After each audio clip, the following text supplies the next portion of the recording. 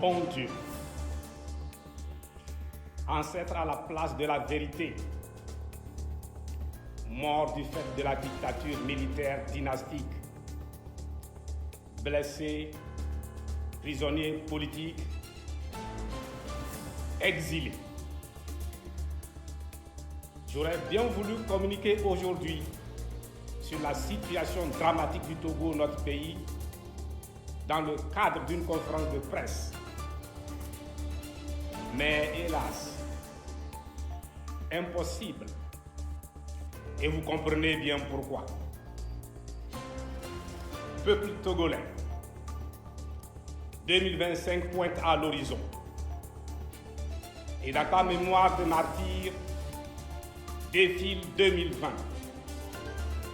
2015, 2010, 2005, 2003, 1998, 1993. Toutes ces échéances se suivent et se ressemblent.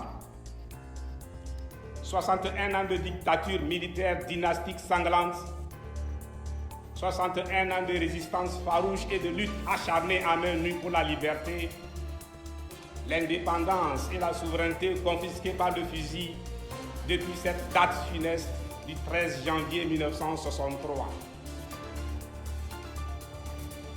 Face aux tyrans, sur le territoire national comme dans la diaspora, tu es resté toujours debout.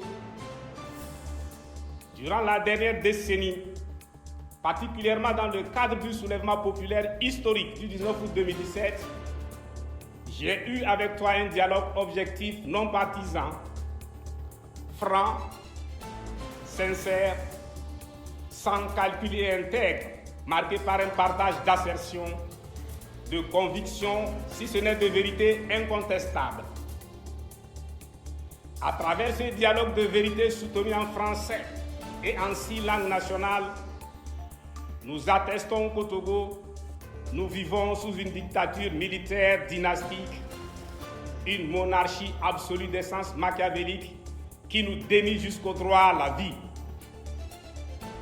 Nous sommes tombés parfaitement d'accord que dans un pays où règne la dictature, avec des partis politiques de contribution, de collaboration ou de participation, notamment aux mascarades électorales et au gouvernement d'union nationale, l'opposition constitue la vis de sécurité de la dictature.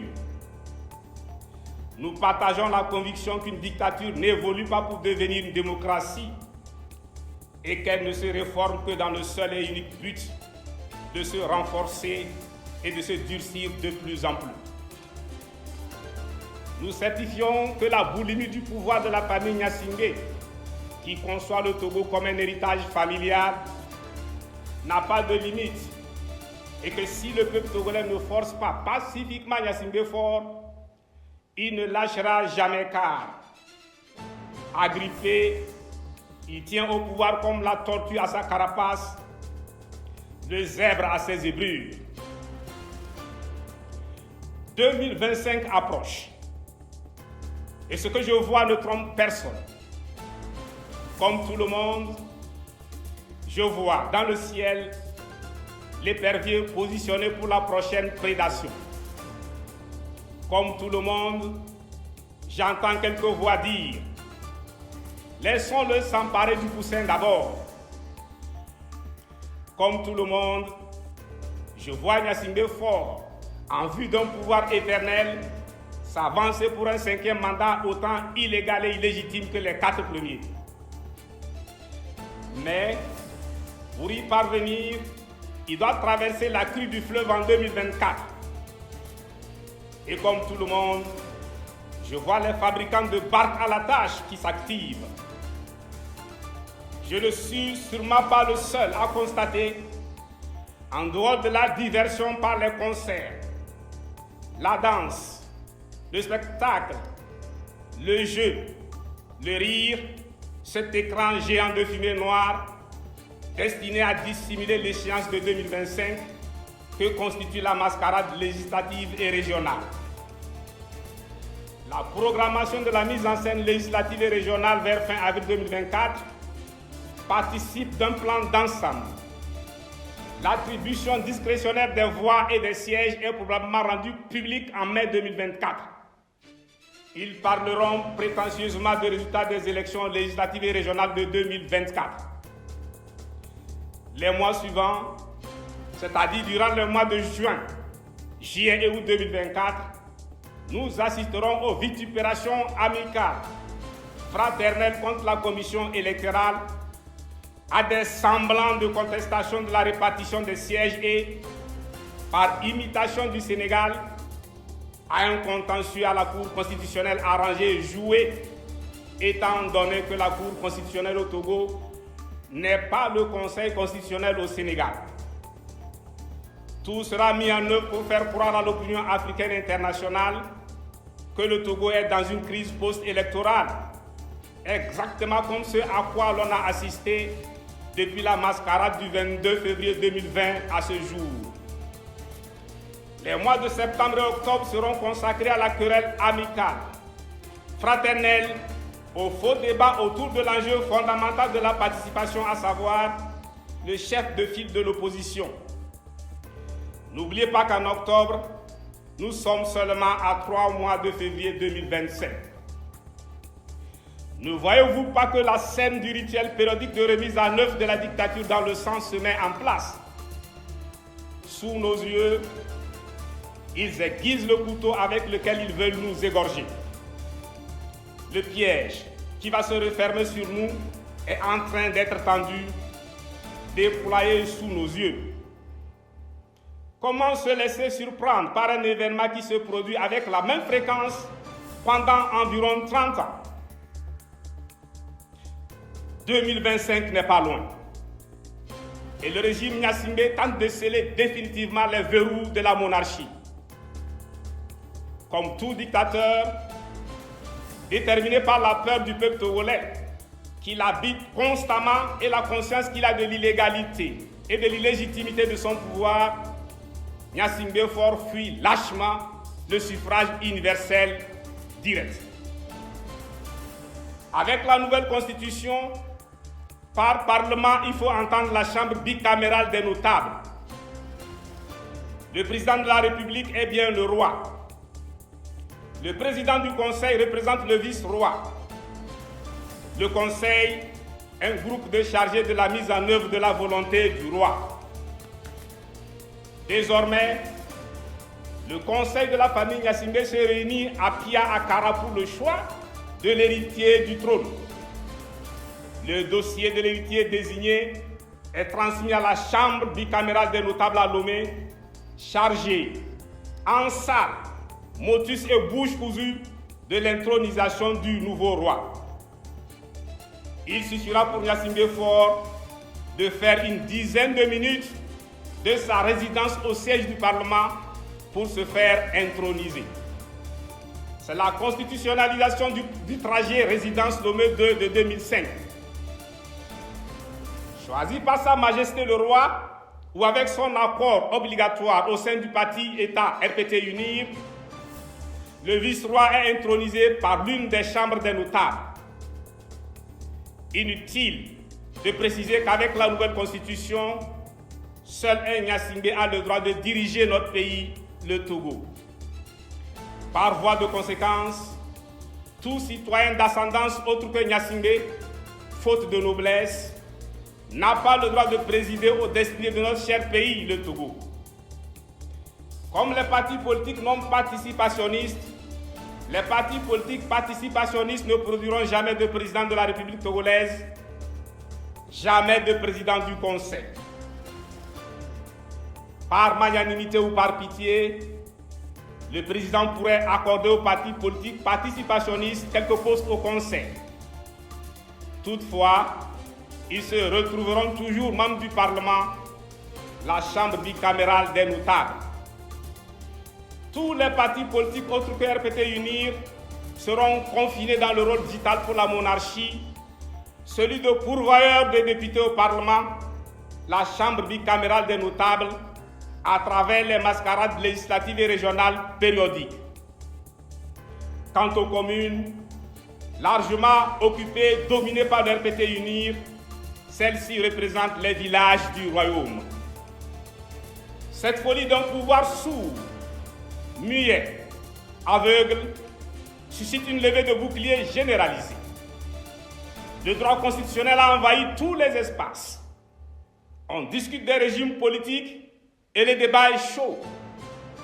Nous voilà en plein débat de droit dans un état de non-droit, sous une dictature militaire dynastique barbare, sans foi ni loi. Révoltés par la nouvelle constitution, des Togolais, reprenant ce qui s'est passé ailleurs en Afrique, scandent « Touche pas à ma constitution ». Alors je me demande, de quelle constitution s'agit-il? La constitution du 14 octobre 1992, la constitution CEDEAO élaborée par le professeur Ali Badara Fall, que le pouvoir a refusé d'adopter? Certainement pas. Dès l'instant où le régime rejeta la constitution CEDEAO en 2018 pour se doter d'une nouvelle constitution, il a enterré la constitution du 14 octobre 1992. Le slogan « Touche pas à ma constitution » réfère à la constitution en vigueur. Or, la constitution actuellement en vigueur au Togo, c'est la constitution personnelle de Gnassingbé Faure du 15 mai 2019. C'est pour la défense de cette constitution-là que l'on appelle le peuple. Parole de Gnassingbé Faure, la constitution du 15 mai 2019, constitution transitoire vers la constitution de type monarchie qui vient d'être adoptée, n'a rien à voir avec la constitution du 14 octobre 1992.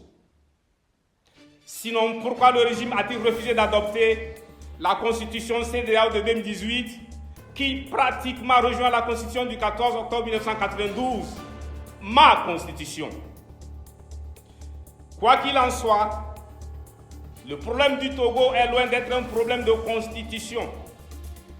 Notre problème, qui n'est pas né avec la nouvelle constitution, n'est pas la nouvelle constitution. Pas du tout. On n'est pas dans une démocratie menacée par le président de la République, mais dans une dictature militaire, s'il vous plaît. Comment libérer le Togo de la monarchie militaire absolue de fait depuis 2005 et de droit avec la nouvelle constitution à partir de 2025? Voilà la problématique qui, par elle-même, révèle le combat à mener, à savoir chasser pacifiquement Gnassingbé Faure du pouvoir avant qu'il ne soit beaucoup trop tard. Tous les débats de droit constitutionnel et institutions politiques en cours aujourd'hui sur la nouvelle constitution est une perte de temps au peuple en lutte. Le combat pour l'interruption du processus d'entrée en vigueur de la nouvelle constitution est un faux combat sur une fausse piste. Et le pouvoir le sait. Une victoire en ce sens est une victoire de dupe. Supposons que le processus d'entrée en vigueur de la nouvelle constitution est interrompu. Le problème du Togo est-il résolu? Non. Avec la constitution en vigueur, c'est-à-dire celle du 15 mai 2019, Gnassingbé Faure est candidat en 2025. Or, candidature est synonyme de mandat car, pour être président, il lui suffit tout simplement d'être candidat. Et ce sera réparti pour 2030, ainsi de suite, et à vie. Pour ma part, toute interruption éventuelle du processus d'entrée en vigueur de la fameuse constitution doit être considérée comme un repentir actif stratégique de la part de Gnassingbé Faure, un repli tactique. Le prince pourra même brandir cette interruption à l'extérieur comme la preuve de l'écoute de l'opposition et du peuple de sa part, tout en gardant bien à l'esprit que l'adoption d'une nouvelle constitution ne posera aucun problème avec le Parlement qui sera issu de la mascarade du 20 avril 2024. Cette nouvelle constitution pourrait être la même constitution de type monarchique en cause aujourd'hui. Ne voyez-vous pas? D'ailleurs, Gnassingbé Eyadema a-t-il eu besoin d'une constitution de type monarchique pour conserver le pouvoir de 1963 à 2005? Gnassingbé Faure a-t-il eu besoin d'une constitution de type monarchique pour se maintenir au pouvoir depuis 2005? La réponse est non. Gnassingbé Faure ne partira pas s'il n'est pas forcé pacifiquement par le peuple à partir. Voilà la vérité. Figurez-vous que personne, je dis bien personne, ne peut sortir de l'esprit des Gnassingbé, particulièrement Gnassingbé Faure, que le Togo est un patrimoine familial reçu en héritage de son père. Impossible. Comment interprétons-nous la célébration du 13 janvier 2024 avec la rencontre entre Gnassingbé Faure et les forces armées togolaises FAT à Kara? Que comprenons-nous de la commémoration du 19e anniversaire du décès de Gnassingbé Eyadema, célébré comme un héros national? Que nous dit le retour du culte de la personnalité avec la reprise de l'animation politique de l'époque du parti unique, apprécié par Gnassingbé Faure qui avoue sa nostalgie des ambiances d'un autre grand parti, le Rassemblement du peuple togolais? C'est lui qui parle.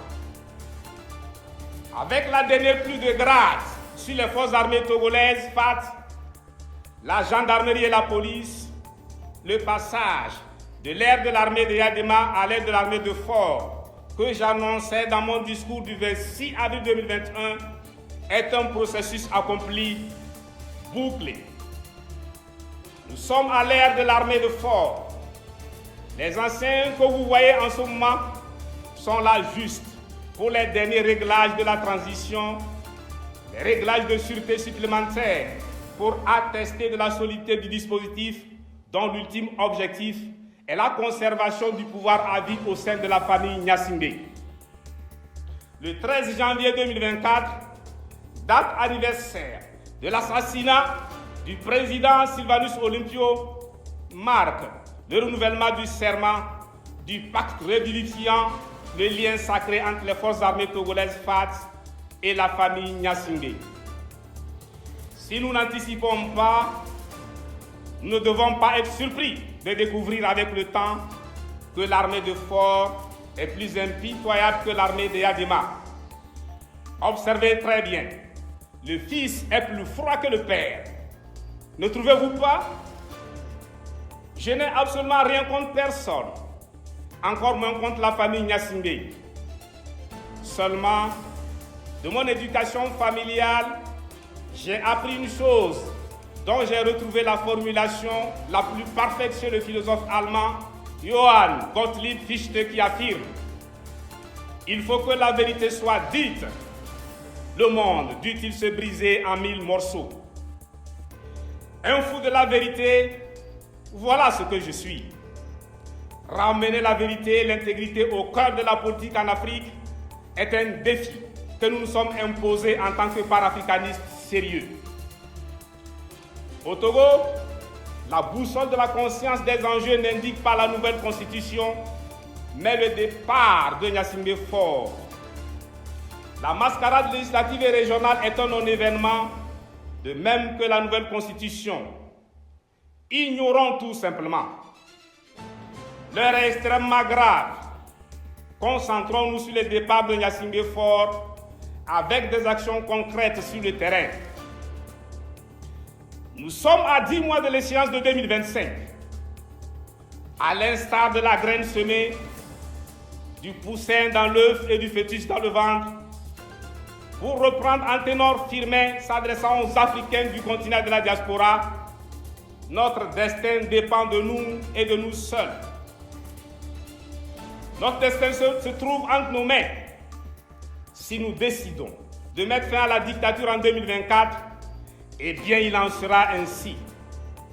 Ce sont les peuples qui font l'histoire, disait le panafricaniste Tavio Ayawa Morin. Si la situation qui prévaut au Togo depuis 1963, avec ses torrents de sueur, de larmes et de sang, ne révolte pas le premier concerné lui-même, c'est-à-dire la Togolaise ou le Togolais, toute autre personne révoltée s'agite en vain. Si Gnassingbé Faure franchit l'année 2024,